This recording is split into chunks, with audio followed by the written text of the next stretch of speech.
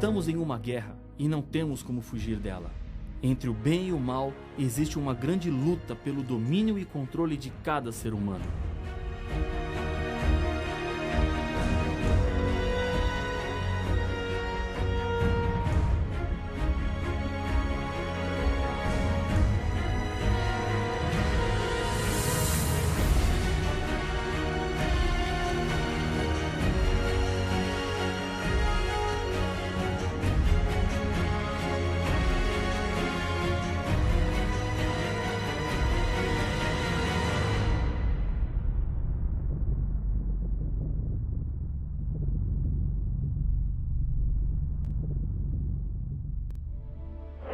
Essa guerra começou no céu com a rebelião de Lúcifer. Esse conflito alcançou o planeta Terra quando Adão e Eva escolheram abrir as portas deste mundo para o diabo e os seus anjos, assim desobedecendo a Deus. Durante toda a história do pecado, encontramos o inimigo de Deus usando as mais diferentes e variadas estratégias para levar o povo de Deus ao abandono da verdade. Uma das mais poderosas mensagens do Apocalipse trata da esperança de que em breve todo o mal terá fim. Para isso, Deus tem a sua igreja para cumprir a missão de levar as pessoas à salvação, através de Jesus Cristo como Senhor e Salvador das suas vidas. A igreja de Deus é identificada através da Bíblia e das profecias do Apocalipse. Veja o que diz Apocalipse capítulo 12 e o verso 1. Viu-se grande sinal no céu, a saber, uma mulher vestida do sol, com a lua debaixo dos pés e uma coroa de 12 estrelas na cabeça. A linguagem do texto é simbólica. A Bíblia apresenta alguns símbolos como representação do povo fiel de Deus, e um deles é a figura da mulher. No Jardim do Éden, logo após Adão e Eva terem cometido o pecado, eles tiveram que encontrar-se com Deus. Junto com o casal estava o diabo, que havia seduzido e enganado o primeiro casal. Deus disse à serpente: "Porém inimizade entre ti e a mulher, entre a tua descendência e o seu descendente. Este te ferirá a cabeça, e tu lhe ferirás o calcanhar." Gênesis capítulo 3 e o verso 15. Esta é a primeira profecia da Bíblia. Quando Deus menciona aqui a expressão mulher, Ele não estava apenas referindo-se a Eva, mas ao povo de Deus que seria inimigo de Lúcifer. Em Apocalipse 12, a mulher é símbolo da igreja pura. O sol representa a Cristo, conforme apresenta o Salmo 84, verso 11. A lua, que reflete a luz do sol, é representada pela Bíblia Sagrada, que forma a base de todos os ensinos da igreja. A coroa representa a vitória. Os vencedores são coroados e as 12 estrelas na cabeça representam o povo de Deus, que formam a igreja de Deus aqui na terra. O povo vitorioso, os descendentes da mulher, são aqueles que são obedientes aos mandamentos e têm o testemunho de Jesus, como nos apresenta Apocalipse capítulo 12, o verso 17. No verso 2, a Bíblia acrescenta um detalhe ao estado da mulher, que achando-se grávida, grita com as dores de parto, sofrendo tormentos para dar à luz. Apocalipse capítulo 12, verso 2. A gravidez, sem dúvida nenhuma, é uma referência ao libertador da igreja, Jesus Cristo. O Salvador estava prometido desde o dia em que o pecado entrou nesse mundo. O profeta Isaías profetizou quanto a Jesus. Porque um menino nos nasceu, um filho se nos deu, o governo está sobre os seus ombros, e o seu nome será Maravilhoso, Conselheiro, Deus Forte, Pai da Eternidade, Príncipe da Paz. Isaías 9:6. Na mesma cena onde está a igreja verdadeira, também aparece o diabo. Diz a Bíblia: "Viu-se também um outro sinal no céu, e eis um grande dragão vermelho, com 7 cabeças, 10 chifres nas cabeças e 7 diademas." Apocalipse capítulo 12 e o verso 3. E o dragão tem um objetivo em mente ao colocar-se diante da igreja. Acompanhe a leitura do texto. "E o dragão se deteve em frente da mulher que estava para dar à luz, a fim de lhe devorar o filho quando nascesse." Apocalipse capítulo 12, verso 4. Herodes decretou a morte de todas as crianças judias quando Jesus nasceu. A profecia bíblica nos disse que o dragão queria devorar o filho da mulher.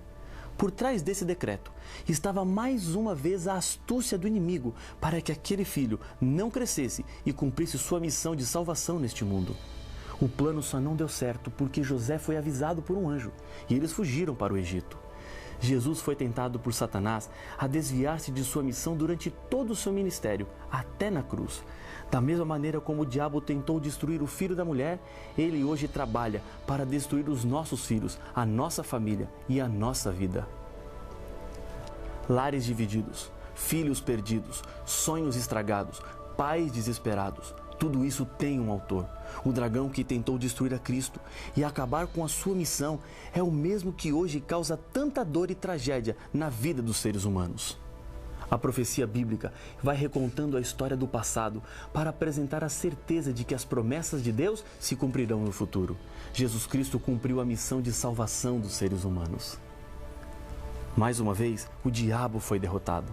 O Apocalipse nos diz que depois de cumprida a sua missão, Jesus foi arrebatado para Deus até o seu trono. Apocalipse 12 e o verso 5. Mas, mesmo com a vitória consumada, o diabo não desistiu do seu plano, destruir a igreja de Deus. O capítulo 12 do Apocalipse continua descrevendo a luta entre a igreja e o dragão. No verso 6, a Bíblia nos apresenta: a mulher, porém, fugiu para o deserto, onde lhe havia Deus preparado lugar para que nele a sustentem durante 1260 dias. Essa profecia fala de perseguição. E a história da igreja cristã registra um período escuro da humanidade, quando houve perseguições por causa da fé. A política e a religião se uniram, e nessa época começou a entrar no meio da igreja costumes do paganismo e doutrinas humanas. A profecia indica que a igreja verdadeira de Deus não se entregaria às mentiras, mas teria que fugir para o deserto. Nesse período, os fiéis cristãos não podiam se reunir publicamente, porque senão seriam mortos. O que provocou essa perseguição era a obediência que a igreja de Deus tinha para com a Bíblia. Lembre-se que a mulher estava vestida de sol, que representa Jesus Cristo, e tinha debaixo dos seus pés a lua, que representa a palavra de Deus. A igreja de Deus fundamenta os seus ensinos na Bíblia e não em tradições humanas. A Bíblia apresenta esse período de 1260 anos, onde a igreja estaria refugiada também em outras passagens. Apocalipse capítulo 11, verso 3 e 12, 6, menção de 1260 dias. Em Apocalipse capítulo 11, verso 2 e 13, verso 5, o período registrado é de 42 meses, que multiplicados por 30 dias, resultam em 1260 dias. Daniel capítulo 7, verso 25, 12, verso 7 e Apocalipse capítulo 12, verso 14, aparece a expressão tempo e tempos e metade de um tempo, ou seja, 3 tempos e meio, que equivalem a 3 anos e meio. Isso corresponde a 42 meses, 1260 dias.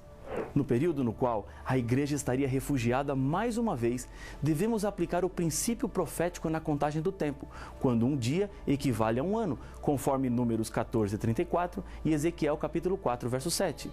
Não é nenhuma coincidência, mas existe na história um período exatamente de 1260 anos de perseguição religiosa, que começou no ano 538, com o edito do imperador de Roma Oriental, Justiniano. Depois de derrotar os ostrogodos, povo germânico da Escandinávia, decretando que o bispo de Roma teria preeminência sobre os bispos de todas as outras cidades, pelo fato de Roma ser a capital do império e dominar o mundo político na época. A igreja então persegue aqueles que se negavam a lhe obedecer cegamente. Houve a chamada Santa Inquisição, que impedia as pessoas de lerem e estudarem a Bíblia. Isso acontecia para que as pessoas não percebessem os erros que estavam dentro da própria igreja. Instrumentos de tortura foram desenvolvidos para fazer sofrer os que recusavam as falsas doutrinas, querendo viver assim de acordo com as verdades da Bíblia. Neste tempo, a igreja de Deus teve que se retirar e fugir para o deserto. Apenas lá era possível viver de acordo com a fé pura e genuína. Eram os chamados refúgios espirituais. Esse período de perseguição acabou em 1798, exatamente 1260 anos depois de ter começado. O general Berthier, a mando de Napoleão Bonaparte, invadiu Roma e levou preso o bispo de Roma, que na ocasião era Pio VI. Nesse tempo, o diabo se escondeu atrás de uma igreja contaminada pelo erro para perseguir o povo sincero de Deus. Na profecia de Apocalipse 12, compreendemos que a igreja de Deus, embora perseguida, sempre existiria e continuaria existindo até a volta do Senhor Jesus. E é contra essa igreja que o diabo tem lançado todas as suas armas. A igreja final de Deus tem 2 características fundamentais, segundo o Apocalipse. irou-se o dragão contra a mulher e foi pelejar com os restantes da sua descendência, os que guardam os mandamentos de Deus e têm o testemunho de Jesus. Apocalipse capítulo 12, verso 17. Aqui estão as características do povo de Deus. Guarda os 10 mandamentos. Tem o testemunho de Jesus, que segundo Apocalipse 19, verso 10, é o espírito da profecia. Agora, preste atenção. Muitos cristãos guardam a maioria dos mandamentos, mas a maioria não é o que caracteriza o povo de Deus. Não é possível para os seres humanos classificarem os mandamentos. Eles são 10, escritos juntos e não separados. Todos são importantes e a validade deles não acaba. Tiago 2,10 nos apresenta: pois qualquer que guarda toda a lei, mas tropeça em um só ponto, se torna culpado de todos. Para Deus, ou são os 10 ou nada. Obedecer à lei é ser fiel aos 10 mandamentos. Se um cristão decidir ser fiel apenas em 9, para Deus é como se não obedecesse nenhum. Quando o assunto é a lei, não existe meio termo. Quando Jesus esteve aqui, em seu Sermão do Monte, ele afirmou que não veio à terra para mudar a lei, nem ao menos detalhes, enquanto o céu e a terra não passassem. Isso está escrito em Mateus capítulo 5, versos 17 e 18. Não podemos demonstrar que realmente temos a fé de Jesus se somos contrários à obediência da lei ou aceitamos a modificação de alguns dos mandamentos. Existe uma lei com 10 mandamentos que se ensina por aí que não são os mesmos 10 mandamentos que estão escritos em Êxodo 20, versos 3 a 17. O mandamento que fala sobre adoração ou veneração de imagens de escultura foi tirado. O mandamento que fala sobre o sábado foi alterado para domingo. Para completar os 10 mandamentos, o 10º então foi dividido em 2, ambos falando sobre a cobiça. A Igreja de Deus voltou do deserto depois de 1798, porque muitas verdades precisavam ainda ser restauradas. Enquanto a Igreja estava no deserto, Deus levantou alguns homens que buscavam a verdade de Deus e lutavam contra a Igreja e seus falsos ensinos. Muitos deles foram excomungados e assassinados pela Inquisição. Hoje, a Igreja de Deus trabalha para reparar na humanidade as verdades divinas. Essa igreja tem assegurado a sua vitória pela Bíblia. O segredo para serem vencedores, o Apocalipse apresenta. Eles, pois, o venceram por causa do sangue do Cordeiro e por causa da palavra do testemunho que deram, e ao mesmo tempo, em face da morte, não amaram a própria vida. Apocalipse capítulo 12, verso 11. Somos salvos pela fé na graça salvadora de Jesus. É Ele quem nos resgata. Na mesquita de Jerusalém, há uma inscrição que diz: aquele que quer vir a mim deve primeiro tornar-se limpo. Maomé. Um homem mortal pedindo aos outros homens mortais que primeiro precisam se purificar para depois se chegarem a Ele? Cristo, diferentemente, nos chama para nos limparmos nele. Ele não nos limpa para continuarmos em rebelião, mas espera a nossa fidelidade e a nossa lealdade. O historiador latino Suetônio conta a história de um soldado que foi convocado a comparecer perante um tribunal e ele pediu a César que fosse com ele para defendê-lo. César se surpreendeu com o pedido audacioso, mas para demonstrar generosidade, disse ao soldado: enviarei alguém ao seu julgamento para que me substitua. O velho soldado abriu a sua túnica, mostrou uma cicatriz que trazia em seu peito e disse: César, quando em um combate me dei conta que uma lança ia atravessar o meu corpo, não permiti que ninguém me substituísse. Cristo não enviou ninguém para substituí-lo. Ele deu a sua vida por nós. Seremos tão ingratos a ponto de fugir à nossa responsabilidade com respeito a Ele? Assim como a figueira não produz frutos para receber méritos, mas produz frutos porque é uma figueira, o cristão não faz o bem porque é bom, para pagar a salvação. Cristo já pagou o resgate e a obediência que Deus espera acontece porque somos novas criaturas em Cristo Jesus. Com base nos últimos estudos que fizemos, a Bíblia nos mostra claramente quais são as principais características da igreja verdadeira. São elas: primeira, surgiria como organização depois dos 1260 anos no deserto, ou seja, depois de 1798, como nos afirma Apocalipse capítulo 12, verso 6. Surgiria do movimento de 1844, de acordo com Daniel capítulo 8, verso 12 e 14. Surgiria como resultado do desapontamento que aconteceria em 1844, predito em Apocalipse capítulo 10, da mesma maneira como a igreja cristã surgiu com o desapontamento da cruz. Manteria as verdades apostólicas, como estão na Bíblia, porque teria a fé de Jesus, como está escrito em Apocalipse capítulo 14, o verso 12. Guardaria os 10 mandamentos de Deus, inclusive o 4º mandamento, que fala sobre o dia de sábado, conforme Apocalipse capítulo 12, verso 17, capítulo 14, verso 12 e Êxodo 20, 3 a 17. Teria o espírito de profecia, conforme Apocalipse capítulo 12, verso 17 e 19, verso 10. Pregaria as 3 mensagens angélicas do tempo do fim, de acordo com Apocalipse capítulo 14, versos 6 a 12. Seria um movimento mundial, pregando a toda nação, tribo, língua e povo, segundo Apocalipse capítulo 10, verso 11. Ensinaria que a salvação é conseguida somente pela fé em Cristo Jesus, pois pregaria o Evangelho eterno, segundo Apocalipse capítulo 14, verso 6 e capítulo 1, verso 5. Apesar do profundo respeito que merecem as pessoas sinceras que existem em todos os grupos religiosos, temos que reconhecer que a única igreja que cumpre estes 9 pontos é a Igreja Adventista do Sétimo Dia. A verdade deve ser levada ao maior número possível de pessoas. Tudo que você ouviu até aqui não deve ficar apenas para você. Leve para outras pessoas. Distribua esse material. Ainda existem muitas pessoas sinceras que precisam ouvir o que a Bíblia tem a nos dizer.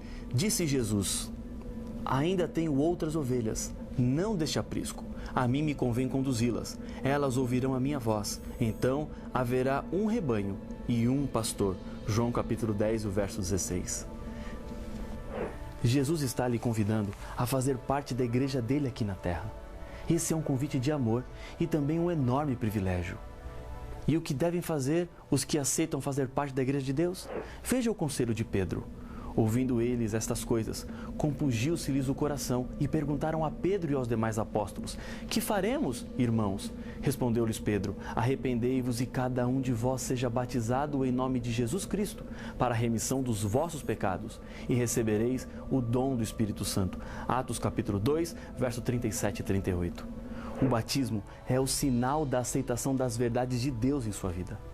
É o símbolo do novo nascimento, de um novo começo. Essa é uma decisão pessoal que ninguém pode tomar em seu lugar. Lembre-se que Jesus entregou-se por você. E agora? O que é que você vai fazer?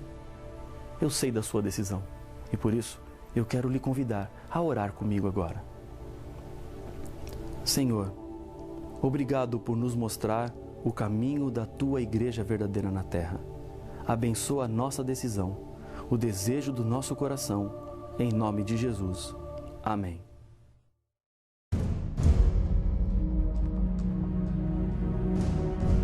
No capítulo 13 de Apocalipse, encontramos 2 bestas, uma que sai do mar e outra que sai da terra. Vi emergir do mar uma besta que tinha 10 chifres e 7 cabeças, e sobre os chifres 10 diademas, e sobre as cabeças nomes de blasfêmia. Apocalipse capítulo 13 e o verso 1. Já sabemos que o livro do Apocalipse é cheio de símbolos e significados codificados. Mas qual será o significado destas 2 bestas? O que representa cada uma? Para saber as respostas, não perca o próximo episódio de Apocalipse, o fim revelado.